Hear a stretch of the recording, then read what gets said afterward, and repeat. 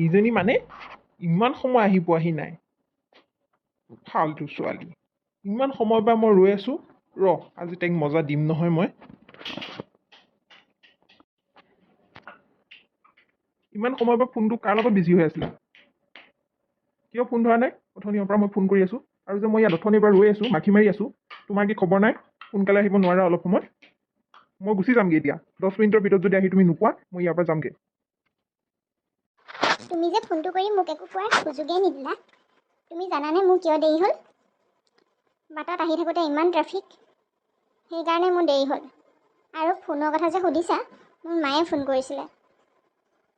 মালে প্ৰেছাৰৰ টেবলেট লৈ যাব লাগে, সেইকাৰণে মায়ে সেইটো ক'বলৈ মোক ফোন কৰিছিলে। কথাবিলাক অকণমান বুজি ল'ব লাগে। এনেকৈ ফোন কৰিলে ফোন কাটি দিলে হয়নে? মই কেনেকৈ জানিম তুমি কাৰ লগত বিজি আছিলা? মাৰ লগতে বিজি আছিলা নে কোনোবা বেলেগৰ লগতে বিজি আছিলা? তুমিহে জানিবা। বাৰু যি হ'ল ব'লা কিবা এটা খাই লওঁগে। কি? এইবোৰ তুমি কি কৈছা? তোমাৰ মোৰ ওপৰত ইমানো বিলিভ নাই। হ'ব, এতিয়া এনেকৈ চিঞৰিব নালাগে। কাষতে বহুত মানুহ আছে, আৰু এনেও আজি মোৰ তোমাৰ লগত বহুত কথা ডিছকাছ কৰিবলগীয়া আছে। ব'লা এতিয়া কিবা এটা খাই লওঁগে, নহ'লে মানুহে আমালৈকে চাব। নাযাওঁ মই, তুমিয়ে যোৱা। ব'লা, যি কি ডিছকাছ কৰিবলৈ আছে ব'লা কৰিবা।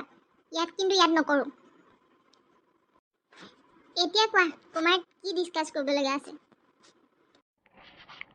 তোমাৰ ফোনটো আজিকালি অনবৰতে কিয় ব্যস্ত হৈ থাকে? আৰু এটা কথা কোৱাচোন তুমি মোক। তুমি যে এই ৰাতি 11-12 বজাত অনলাইন থাকা ফেচবুক, হোৱাটছআপত, তোমাৰ কি কাম আছে হা? কোনোবা ল'ৰাৰ লগত লিলিমাই কৰি থাকা নেকি তুমি মই থাকোঁতে? কি? তুমি মোক সন্দেহ কৰিবলৈ আহিছা? আমাৰ কলেজৰ এটা গ্ৰুপ প্ৰজেক্ট কৰিবলৈ দিছে।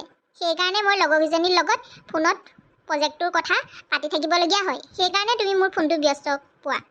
আৰু তুমি মোক এনেকৈ সন্দেহ কৰিব আহিছা? হয় নেকি? Group project? বাৰু কোৱাচোন, তুমি যে ফেচবুক, হোৱাটছআপত অনলাইন থাকা, তাত কি কাম আছে তোমাৰ? তুমি যে ফেচবুক, হোৱাটছআপত অনলাইন থাকিলে কোনোবা ল'ৰাৰ লগত মেছেজ কৰি থাকোঁ বুলি ভাবা, সেইটো ভাবি মোৰ হাঁহি উঠিছে জানা? হাঁহি উঠিছে?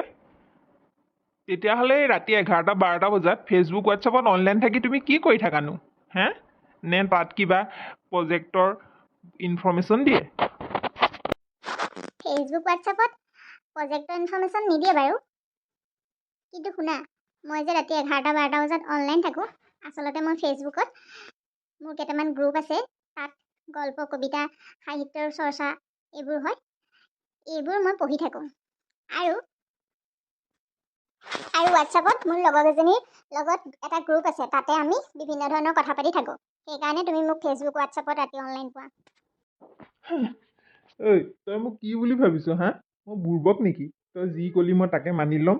কথা ক'বলৈ আহিছে হা? তাই এনেজনী ওলাইছে, মই চাইহে আছো তোক। তই কেনেকুৱা হৈ গৈছ? তুমি যে মোক এনেকৈ কথা ক'বলৈ আহিছা, এটা কথা কোৱাচোন। তুমিওতো ৰাতি 11-12 বজাত ফেচবুক, হোৱাটছআপত অনলাইন থাকা। তুমি অনলাইন থকাৰ কাৰণেহে মোকো অনলাইন দেখা। আৰু শুনা, মোৰ ইমান সন্দেহ নাই তুমিওতো ৰাতি অনলাইন থাকা। সেইবুলি মই তোমাক আজিলৈকে কিবা এটা প্ৰশ্ন কৰি পাইছোঁ নেকি? একচুৱেলি তুমিয়ে তেনেকুৱা, সেইকাৰণে তুমিও মোক এনেকৈ বুলি ভাবিছা। কথা ক'বলৈ আহিছ, তই যদি ইমানেই সতী সাবিত্ৰী হয়, তেনেহ'লে দে তোৰ ফেচবুকৰ পাছৱৰ্ডটো দে, ময়ো চাওঁ তই কাৰ লগত কি কথা পাতিছিলি। দিবিনে? আৰে, মই তোমাক মোৰ পাছৱৰ্ডটো কিয় দিম? এইটো মোৰ পাৰ্চনেল বস্তু হয়, মই তোমাক দিব নোৱাৰোঁ। তুমি মোৰ বয়ফ্ৰেণ্ড হ'লেও মই নিদিওঁ। তোমাৰ মোৰ ওপৰত অলপো বিশ্বাস নাই? নাই বিশ্বাস।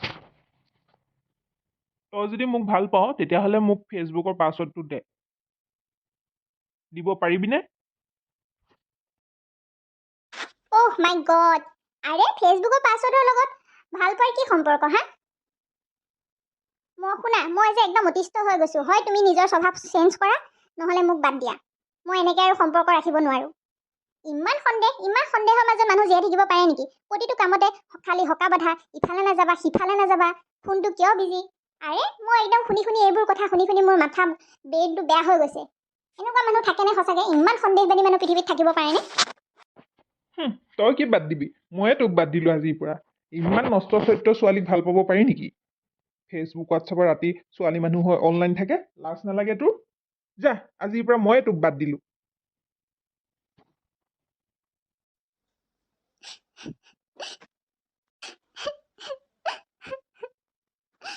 মই তাক সঁচা অন্তৰেৰে ভাল পাইছিলোঁ, কিন্তু কিন্তু ইমান সন্দেহ লৈ পেলাই মানুহে এটা সম্পৰ্ক ৰাখিব পাৰে নেকি? তাতকৈ এই সম্পৰ্কটো সোনকালে শেষ কৰি দিয়াই ভাল। কাৰণ সম্পৰ্ক যিমানে বাঢ়ি গৈ থাকিব, সিমানে প্ৰেম ভালপোৱা বেছি বাঢ়ি গৈ থাকিব। সেইকাৰণে মই আজি এই সম্পৰ্কটো ত্যাগ কৰিলোঁ। ইয়াতেই হয়তো আমাৰ দুয়োটাৰে ভৱিষ্যত ভাল হ'ব।